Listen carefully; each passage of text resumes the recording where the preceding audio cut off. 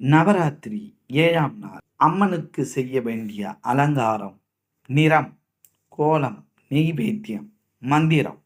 நவராத்திரியின் 9 நாட்களும் முப்பெரும் தேவியர்களான துர்கா, லட்சுமி, சரஸ்வதியை வழிபட வேண்டும். இவர்களையே நாம் கோயில்களில் இச்சாசக்தி, கிரியாசக்தி மற்றும் ஞானசக்தி என வழிபடுகின்றோம். ஒரு மனிதன் வாழ்வில் உயர்ந்த நிலையை அடைய வேண்டும் என்றால் இந்த 3 பெண் சக்திகளின் அருள் நிச்சயம் தேவை. நவராத்திரியின் கடைசி 3 நாட்கள் வழிபாடு என்பது மிக முக்கியமானது. இதில் பெரியவர்கள் மட்டுமின்றி குழந்தைகளும் அவசியம் கலந்து கொண்டு வழிபட வேண்டும். நவராத்திரியின் 7ஆம் நாளும் சரஸ்வதி வழிபாட்டின் முதல் நாள் எப்படி வழிபட வேண்டும், அம்பிகையின் வடிவம் என்னென்ன என்பது பற்றி இந்த ஆன்மீக பதிவினில் நாம் அறிந்து கொள்வோம். நவராத்திரியின் இறுதி பகுதியை நெருங்கிக் கொண்டிருக்கின்றோம்.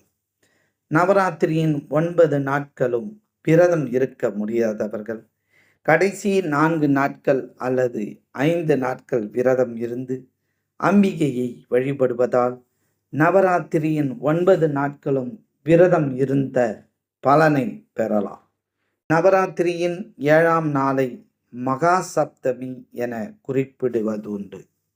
இந்த நாளில் தான் அசுரர்களை வதம் செய்வதற்காக அம்பிகை உக்கிரமாக காளி வடிவம் எடுத்து புறப்பட்டதாக சொல்லப்படுகிறது. மிக கொடிய அசுரர்களை அம்பிகை வதம் செய்தது இந்த 7வது நாளில் தான். இந்த ஆண்டு நவராத்திரியின் 7ஆம் நாளான மகா சப்தமி அக்டோபர் 9ஆம் தேதி புதன்கிழமை வருகிறது. இது சரஸ்வதி தேவியை வழிபட துவங்குவதன் முதல் நாளாகும். இந்த ஆண்டு நவராத்திரியின் 7ஆம் நாள் மூல நட்சத்திரத்துடன் இணைந்து வருவது இன்னும் சிறப்பானது. மூல நட்சத்திரம் என்பது கலைமகளாகிய சரஸ்வதி தேவி அவதரித்த நட்சத்திரம்.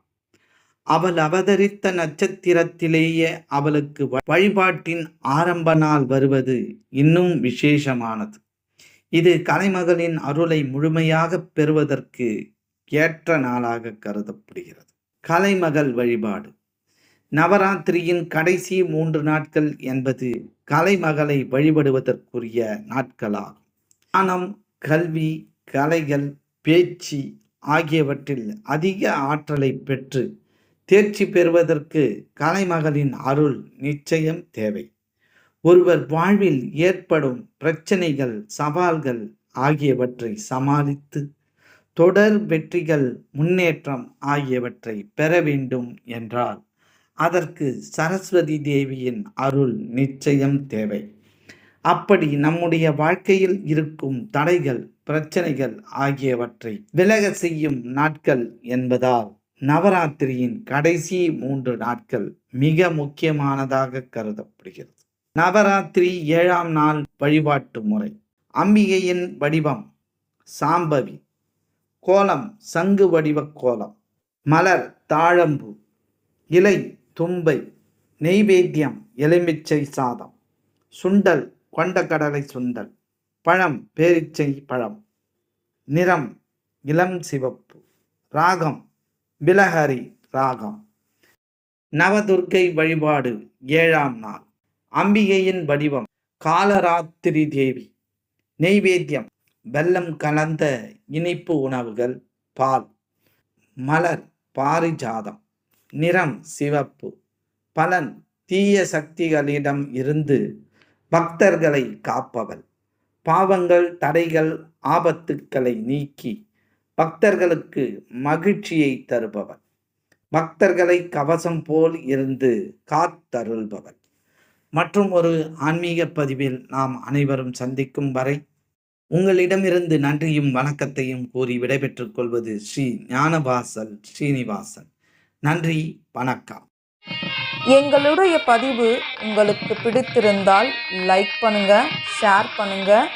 மீண்டும் தொடர்ந்து இது போல பல பதிவுகளை பார்ப்பதற்கு எங்கள் சேனலை சப்ஸ்கிரைப் செய்து பெல் ஐக்கானை கிளிக் செய்து கொள்ளவும். நன்றி, வணக்கம்.